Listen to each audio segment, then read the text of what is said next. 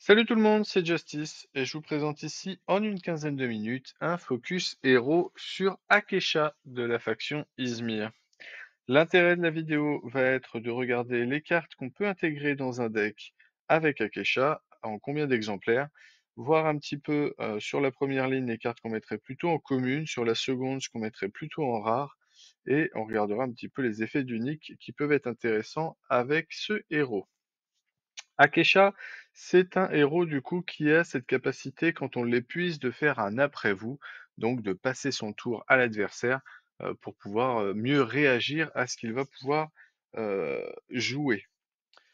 Pour profiter pleinement de son effet, on va donc intégrer des cartes qui vont avoir un coût assez faible pour pouvoir faire d'autres effets équivalents à des après-vous finalement, et jouer à la fin de notre tour une carte qui va soit être un sort pour faire défausser une carte de l'adversaire, soit mettre une carte qui va avoir des statistiques particulières ou un effet particulier qui vont nous permettre du coup de prendre l'avantage sur l'une des expéditions.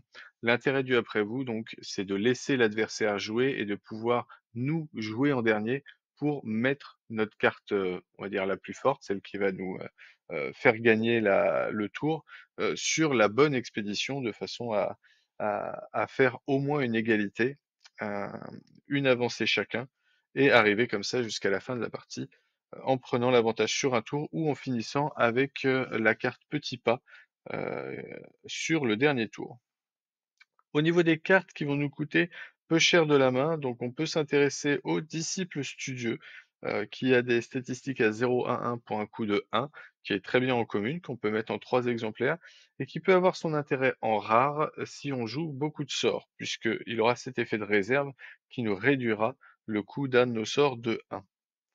En plus de ça, il a un effet de soutien qui peut être intéressant si jamais il nous manque un de mana pour aller jouer le sort qui serait vraiment le plus efficace sur la partie. Donc il sera intéressant dans plusieurs situations possibles. Une carte à mettre logiquement en 3 exemplaires, que ce soit en commune ou en rare. La méduse lunaire peut s'entendre dans le deck juste pour avoir cet effet de après vous, une carte pour 1 qui vient mettre des stats. Euh, il faut bien comprendre que si on joue du coup avec les sorts où on vient enlever les personnages adverses, l'intérêt ça va être de les enlever jusqu'à ce qu'il ne reste finalement 0 personnage, et donc bah, juste le 1-0-1 de la méduse peut suffire à prendre l'expédition. Une carte qu'on peut jouer ou ne pas jouer dans le deck en fonction de comment on l'articule. Je pense que si on a besoin d'effets d'après vous un peu plus conséquents, on va aller l'intégrer dans le deck en 3 exemplaires, peut-être en 2. Sinon, on la mettra de côté. Le mage danseur du Kadigir sera une carte qui sera très intéressante également si on va jouer pas mal de sorts. Ça coûtera 2 de la main, et si on estime jouer du coup 2 sorts, ça va pouvoir nous monter une 3-3-3 qui pourrait logiquement prendre l'expédition sur laquelle on la joue en fonction des sorts qu'on va jouer derrière. Et de la réserve, c'est une carte qui est encore meilleure puisqu'elle va coûter seulement 1 à jouer. Donc ce sera un après vous et on pourra monter un petit peu les stats, donc passer au moins les jetons de Sigismar notamment. Une carte qu'on pourra jouer du coup peut-être en 3 exemplaires si on la met dans le deck, c'est une commune. Donc on peut s'autoriser à le faire.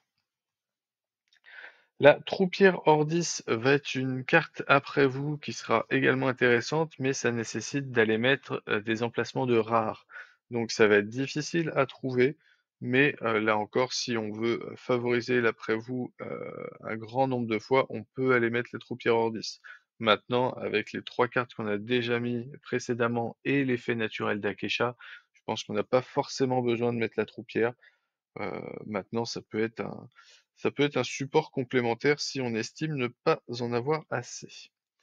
La Fée des Dents sera la carte qui nous permettra de saboter notamment les uniques qui seraient dans la réserve adverse, ou les cartes qui pourraient être les plus impactantes si l'adversaire devait les jouer depuis sa réserve. Donc ça reste une carte intéressante, hein, ça met quand même des stats équilibrées pour un coup de 2. euh, et l'inconvénient, c'est que de la réserve, elle va pas avoir de pouvoir, et ce sera pour le coup un après-vous un peu cher puisqu'on aura juste un 1-1 pour un coup de 2.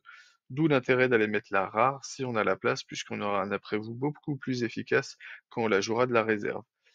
Ce sera là encore un peu difficile de trouver la place de la mettre en rare, donc c'est pour ça qu'en commune ça peut suffire. C'est une carte qu'on peut trouver logiquement en 3 exemplaires dans les decks sans trop de problèmes.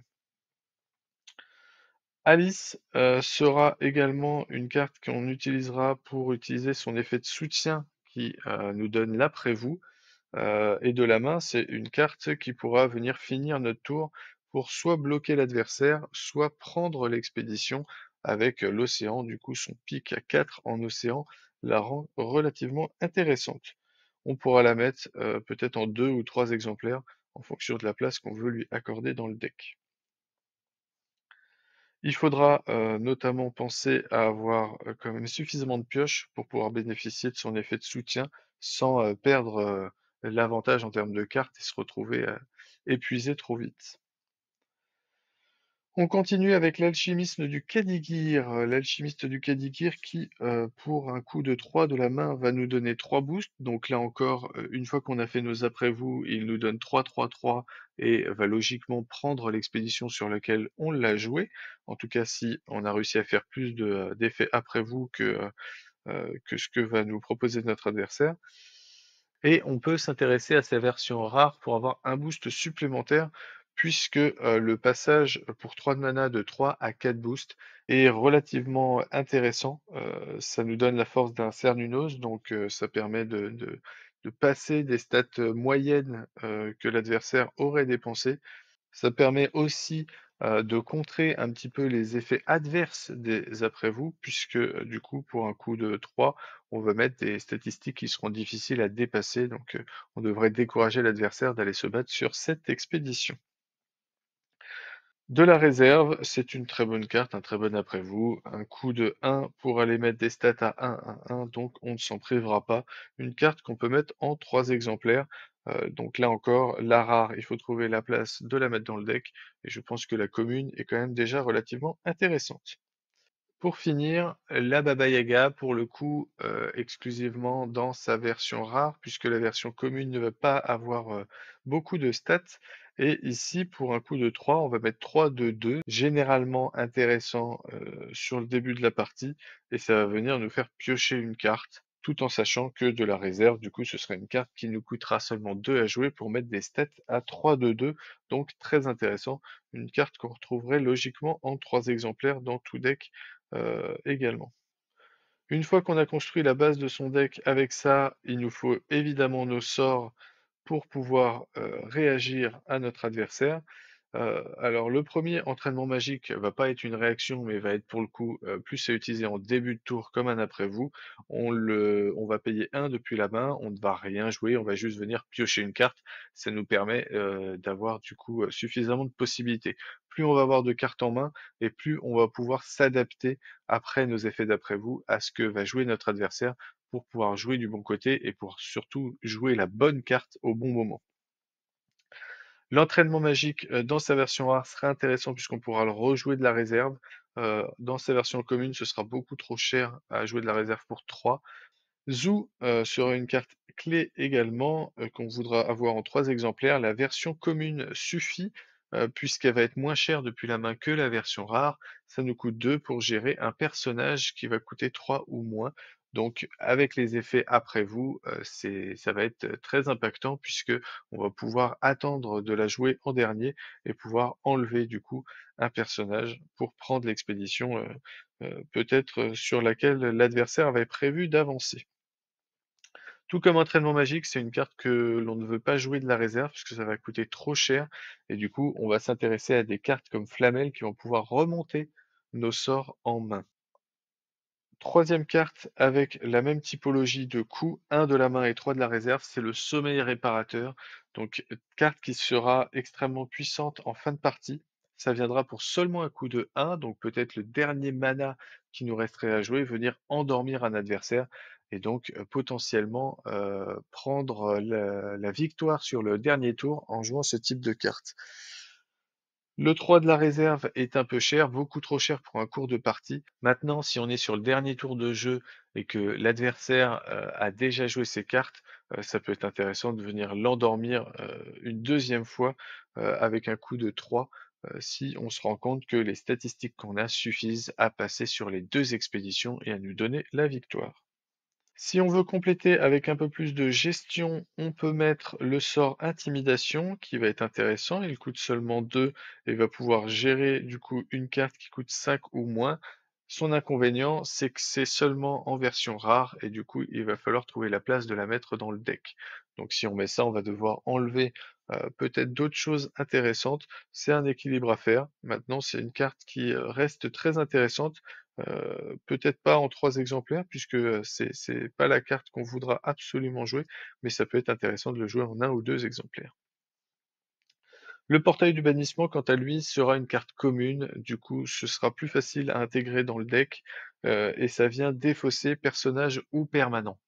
Donc ça, c'est quelque chose que ne peut pas faire Zoo, défausser les permanents, donc je pense que c'est une carte à avoir dans le deck, au moins en 2 exemplaires, pour pouvoir gérer les permanents qui sont, très embêtants sur la partie, donc les monolithes, les, grands projets, les, ruches notamment, qui vont coûter, très cher. Ça reste intéressant pour aller, enlever un havre, qui serait chez Axiom et qui pourrait lui faire gagner la partie. Heu, Maintenant, ça coûte, quand même relativement cher pour aller juste enlever un havre. Donc ce sera à réfléchir en fonction du héros qu'on aurait à affronter, et de l'impact que, ce type de carte, le havre, pourrait avoir sur son jeu. Le portail du bannissement a cet intérêt de pouvoir aussi défausser un personnage, et on parle bien de défausse et non pas comme le Zoo de renvoi en réserve. Donc on va aller le jouer sur des personnages adverses qui seraient joués de la main, puisque ça lui enlèverait vraiment un avantage en termes de nombre de cartes qu'il pourra jouer sur la partie. Si on joue un peu moins de sorts et que du coup, on va s'intéresser un peu moins aux sorts qui vont coûter cher depuis la réserve, on peut s'intéresser, au sort espionnage qui va pouvoir nous ravitailler. Donc si on joue notamment beaucoup de personnages qui coûtent 1 depuis la réserve, comme l'alchimiste, comme la Fée des Dents dans sa version rare, ou même si on a intégré, pourquoi pas, une Augurie Mire, on peut très bien tourner un deck avec, beaucoup de ravitaillement et l'espionnage prendrait tout son sens, même jusqu'à 3 exemplaires. Maintenant, sans forcément aller jusque-là, ça reste une carte intéressante pour 2 qui vient saboter et nous redonner quand même une possibilité en réserve, sachant qu'on a quand même le Flamel qui pourra nous remonter, nos sorts, en main si, jamais on devait les ravitailler et que ce sont des sorts qui nous coûteraient trop cher, du coup, à jouer de la réserve. Enfin, le petit pad géant qui me semble, très important pour finir la partie. Comme je le disais, on est sur un héros qui permet de temporiser et de jouer en réaction à l'adversaire, et donc ça, logiquement, ça nous permet de faire une égalité tous les tours. Et si on fait une égalité tous les tours et qu'on arrive au dernier tour à un pas de la victoire chacun, il nous suffit, si on a trouvé ou gardé depuis le début de la partie même un petit pas dans la main, de jouer notre petit pas sur le dernier tour pour gagner la partie. Une carte qu'on aimera avoir du coup en 2 ou 3 exemplaires pour être sûr de la piocher si on le joue de cette façon. Je reviens sur les personnages avec ceux qu'on aime avoir en fin de partie. Notamment du coup le Sakarabrou, Isitok et Kraken, qui sont des cartes qu'on aime avoir peut-être en un exemplaire, 2 si on veut être sûr de les piocher. Heu, Maintenant on mettra difficilement les 3 dans le deck, mais voilà, on peut logiquement avoir soit 2 Sakarabrou, soit 2 Isitok, soit 2 Kraken. Ça nous permet du coup, sur la fin de la partie, une fois qu'on a joué 1, 2, 3 cartes qui nous permettent, finalement de temporiser avant de jouer ça, l'adversaire devrait avoir fini son tour et on doit pouvoir du coup, jouer une carte, une de ces 3 cartes pour venir, le surprendre et prendre, l'avantage sur ce tour, et donc logiquement peut-être faire 2 avancées là où lui, n'en ferait, qu'1 ou même pire, voire 0. Le Sakarabrou, du coup, pour un coût de 7, permettra de faire reculer l'expédition adverse d'une région, ce qui, sera l'équivalent de finalement comme si nous on avançait, ça nous donne cet avantage-là. Et de la réserve, du coup, dans sa version rare, il sera très intéressant puisque soit, on pourra refaire du coup des stats à 5, 5, 5, une fois qu'on aura mis nos après vous, soit on viendra chercher à piocher une carte, peut-être pour aller chercher le petit pas si on ne l'a pas encore par exemple. L'Easy-Tox sera intéressant pour venir bloquer une expédition. Donc là encore, une fois qu'on a fait nos après-vous, si l'adversaire a mis un petit peu toutes ses statistiques principales d'un côté et qu'on vient le bloquer, on s'autorise finalement un 1-0 et donc on prend l'avantage sur ce tour-là. De la réserve, ça reste une carte très intéressante également puisque ça nous permet de piocher une carte. C'est généralement, ce sont des cartes qu'on ne veut pas jouer 2 fois de suite sur la partie, donc l'effet de soutien qui nous permet de piocher est un effet qui est très intéressant.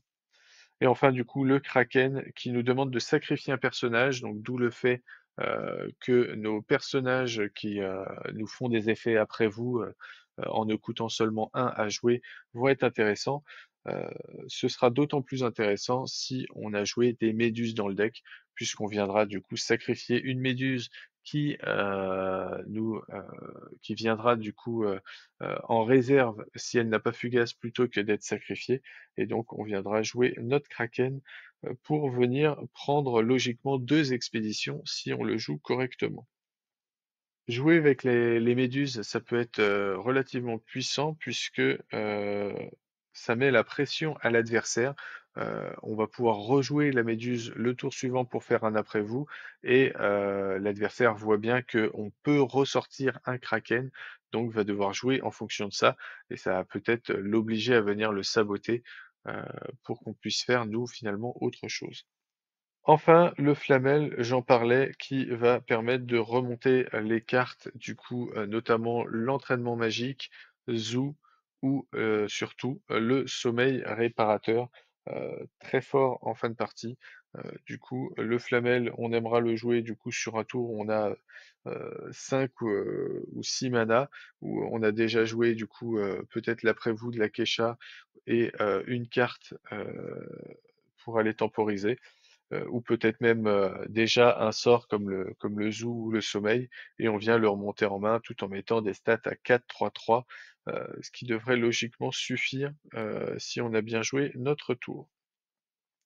Il va être intéressant du coup dans sa version commune où on pourra le mettre en 2 ou 3 exemplaires, suivant le nombre de fois où on veut le piocher pendant la partie.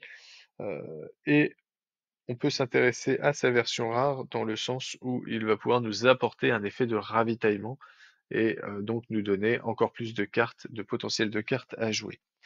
Si on a mis énormément de sorts qui coûtent peu cher de la main et cher de la réserve, on aura moins d'intérêt à aller jouer le Flamel dans sa version rare.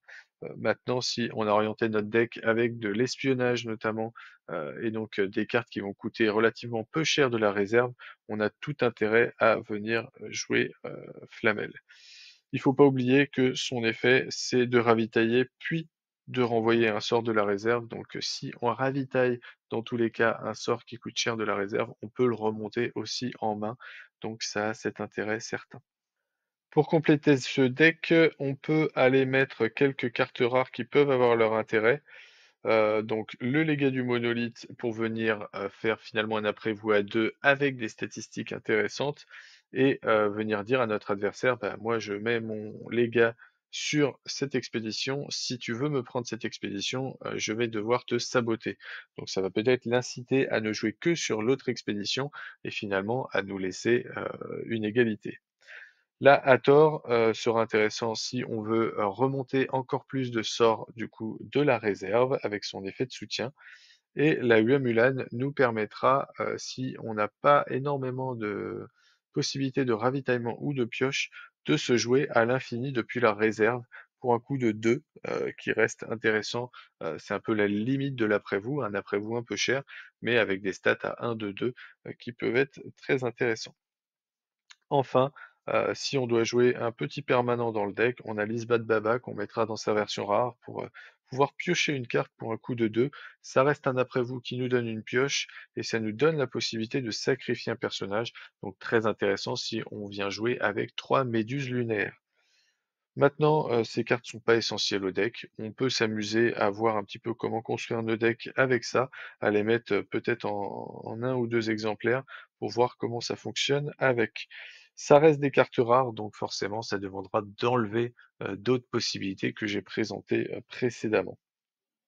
Dernière carte qui peut être intéressante dans le deck, c'est Baku. Baku dans sa version commune qui va nous permettre du coup, après quelques après-vous, de venir mettre des stats à 2/2/2 pour un coût de 4. C'est pour ça que les après-vous sont absolument nécessaires, hein, puisqu'on ne pourra pas le jouer en début de tour. Il faudra attendre de voir si les 2/2/2 pourraient suffire avec notre coup de 4. Mais voilà, si on le joue et qu'on vient défausser une carte de l'adversaire, de sa main, pour le coup, on l'empêche, en plus de lui enlever, des cartes et donc de lui donner un désavantage à ce niveau-là, on va lui enlever potentiellement son dernier tour qu'il avait prévu de jouer si jamais il lui restait, 1 ou 2 cartes en main. Donc ça peut être assez intéressant pour couper un peu le jeu à ce niveau-là. C'est une carte qu'on veut utiliser une fois dans la partie, donc je pense que 2 exemplaires de cette carte dans la version commune, seraient intéressantes. Si on veut la jouer dans la version rare, c'est pas dans le même état d'esprit, c'est qu'on veut vraiment épuiser l'adversaire et jouer plusieurs fois le Baku. Ce sera du coup, plus difficile à intégrer dans le deck puisqu'il faudra prendre la place de rare, heu et avoir encore plus d'après-vous pour être sûr de pouvoir la jouer de façon, intéressante. On va pousser la vidéo à un peu plus qu'une quinzaine de minutes puisque on va parler quand même un petit peu du Kadigir. Kadigir qui est du coup un deck avec des cartes qu'on va devoir ajouter, donc on va devoir remplacer, modifier un petit peu tout le plan de jeu tel que je l'ai un petit peu proposé précédemment, en intégrant du coup des nouvelles cartes qui vont être nécessaires pour jouer le Kadigir avec une stratégie complètement différente. Le Kadigir, du coup, si on le joue, on va le mettre en 3 exemplaires puisque ça va être un mode de jeu où on veut absolument piocher le Kadigir. On va le mettre en 3 exemplaires et dans sa version rare. Dans sa version rare, puisqu'il nous permettra de jouer nos sorts fugaces et de les envoyer en réserve au lieu de les envoyer en défausse. Ce qui nous permettra de les jouer 2 fois.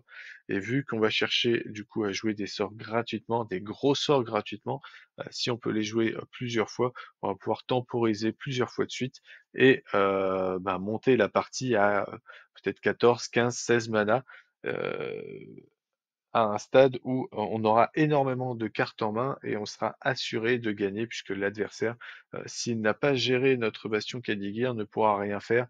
On aura des sorts gratuits et on aura tout ce qu'on veut à jouer de la main. Donc on prendra logiquement l'avantage et on le bloquera de façon à faire forcément des 2-0 sur la fin de la partie. Le seul inconvénient, c'est que le Kaligir, ça reste impermanent, que l'adversaire peut relativement facilement, gérer et donc si on le joue à 8 mana, on passe notre tour. Si l'adversaire le gère, finalement, il prend, 2-0 sur ce tour-là et donc on peut rien faire d'autre et on aura perdu notre partie. Comment ça se joue le Kadigir? Eh bien, on arrive à temporiser, à ralentir notre adversaire suffisamment dans la partie pour qu'il ne gagne pas avant les 8 manas. On fait en sorte peut-être qu'il, utilise, ses, sorts de défausse et notamment ses portails de bannissement relativement tôt dans la partie. Donc, on va essayer peut-être de le saboter, suffisamment, tout en mettant des stats sur le terrain pour le bloquer. Et une fois qu'on a atteint nos 8 manas, on met un bastion Kadigir et ça nous permet de jouer gratuitement un sort le même tour. Donc ce ne sera pas uniquement ce tour, à vide qu'on fera, et on peut aller jouer idéalement le jour de célébration, puisque l'adversaire va vouloir du coup au moins jouer une carte pour prendre l'avantage. Et du coup, avec le jour de célébration, on lui dira bah non, quels que soient les stats qu'il aurait mis sur le terrain, il n'avancera pas. Tout l'intérêt du Kadigir, du coup, dans sa version rare, c'est que le jour de célébration ira en réserve. On pourra le rejouer le tour d'après, et donc on pourra comme ça passer plusieurs tours à augmenter le nombre de mana et à augmenter le nombre de cartes qu'on pourrait avoir à jouer en fin de la partie, sans que notre adversaire ne puisse plus rien faire. Donc, jour de célébration, une carte à avoir en 3 exemplaires également dans le deck. Pour piocher les cartes, on va jouer un saut de conjuration, qui nous permettra de piocher 3 cartes dans sa version rare. Si on joue un saut de conjuration et que derrière on joue un jour de célébration gratuitement, on a fait un tour à vide où on a juste augmenté la mana de 1 et nous, on a pioché 3 cartes alors que notre adversaire, lui, a peut-être juste dépensé ses cartes pour aller les jouer sur le terrain. Il sera obligé à aller jouer ses cartes sur le terrain puisque il devra se protéger du fait que nous, on pourrait jouer autre chose que finalement le jour de célébration et venir peut-être prendre l'avantage sur le tour si il venait juste à passer son tour, par exemple.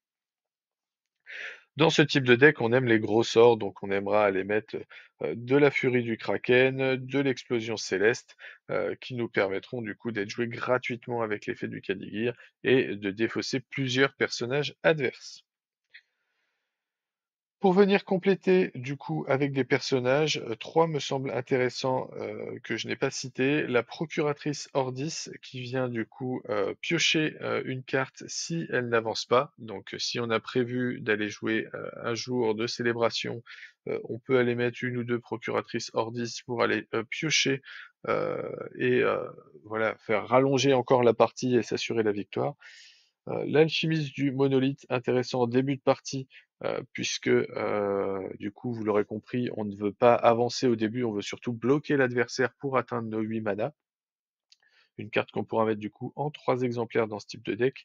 Et le Scald de Lyra, qui a le seul effet de soutien qui va réduire le coût d'une carte de 1 et qui va nous permettre du coup d'aller poser notre Kadigir au tour à 7 mana.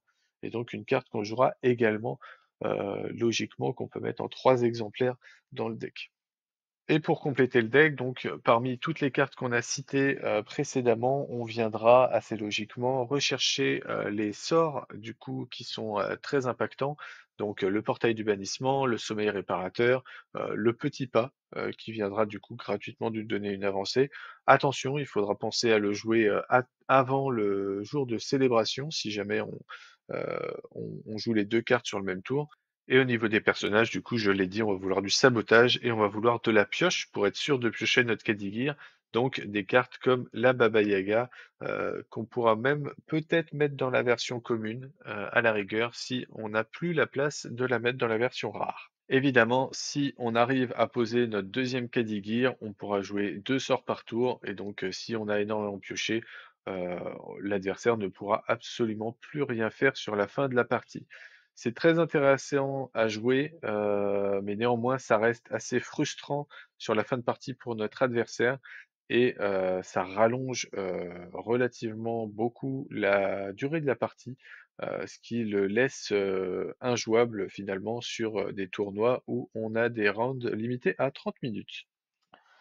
Au niveau des effets d'unique qu'on va chercher à intégrer dans un deck Akesha, ça va être finalement tout ce qui va nous permettre de remonter, des sorts en main, puisque on a vu qu'on a, du coup avec ce corset, le sommeil, le zoo et l'entraînement magique, qui sont des cartes très intéressantes. Donc, si on a 9 cartes comme ça dans le deck, on aime les remonter et on a que le flamel qui permet de le faire efficacement.